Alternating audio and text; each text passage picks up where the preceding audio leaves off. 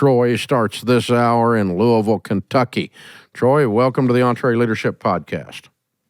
Thank you, sir. How you doing today, Dave? Better than I deserve. How can I help?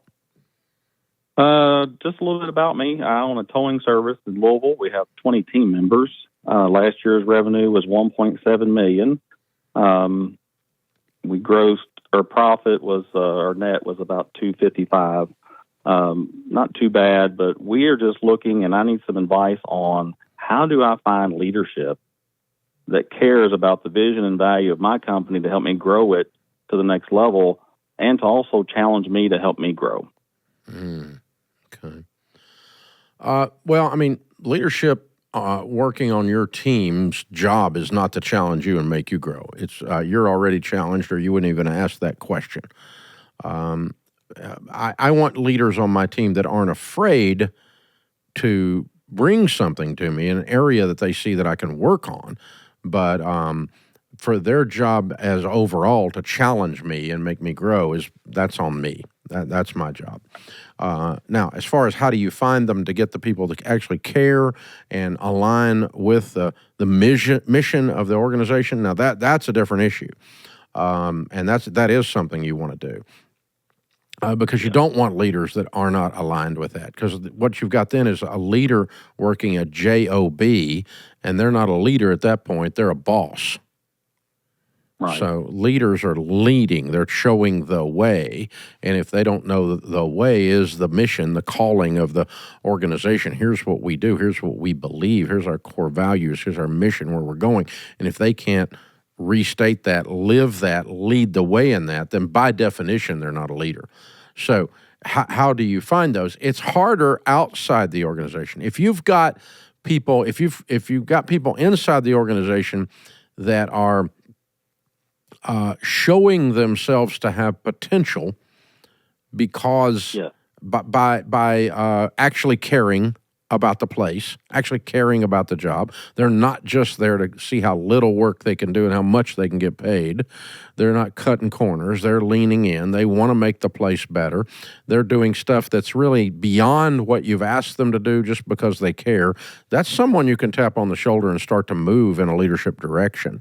And I've had more luck doing that, promoting from within is the idea, than I have bringing in outside people and plugging them in. Now, we've done both, but I've had more luck having somebody that's a fired up, wired up, and that for the first time someone took the bridle off of them and let them run a little bit, and then they go, I look over and they're over here doing this thing, and I'm like, what is he doing over there?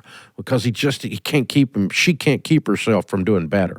They just scratching and clawing. And if you got one of those on the team now, that's probably your best next leader. Okay. So try to promote internally is the best. Did anybody's face pop into your mind when I was saying all that? There's actually a couple. Yeah, I have a couple of folks that work for me that do more than just come in there for a job. Yeah, I really do have a couple that now that you point that out, I have a couple. And you think they got the gray matter to do more? They got enough brains. I think so. Yes, I think so. I really do. They got upward potential. Correct. Yeah. Yes. Oh, I just sometimes when you hire them in, you don't think about promoting them that way. I just say, I hired you for this, and this is kind of what you do. So, that's what I did. But after trying to bring someone in from the outside and get them to get it, when I got somebody internally that already gets it, it was easier to deal with the guy that's already got it, but he just needed some polish. Yes. Yes. And so what you could do real easily is start a book club and say, hey guys, I've been working on this EntreLeadership stuff. I want you to meet with me at an hour before work, hour after work on Tuesday or whatever. Make up a time. And here's 2 books. And we're going to go through these a chapter at a time because this is how I'm running this business. And both of you guys are showing that you've got real potential in leadership someday down the road here. And I want to start to talk about that and show you what leadership looks like. I'll have the team ship you 3 copies of EntreLeadership. So you've got a fresh copy for you, and they've got 2 fresh copies. and then y'all just take that and start it, or get somebody else's book. I don't care, but I'll send you those 3. And here's what'll happen as you're going through 12 weeks of 12 chapters.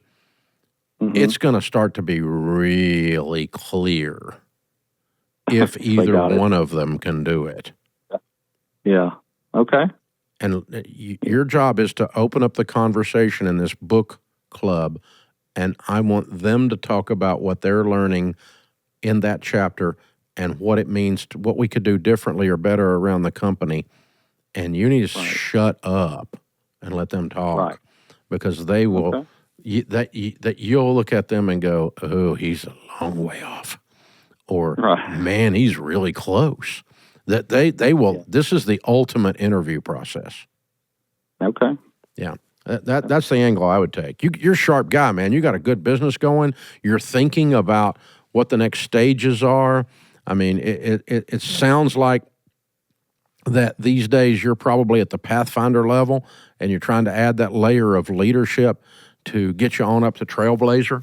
And you may be in the last stages of treadmill, but I don't think you are. So I think you're really doing good with your stages here.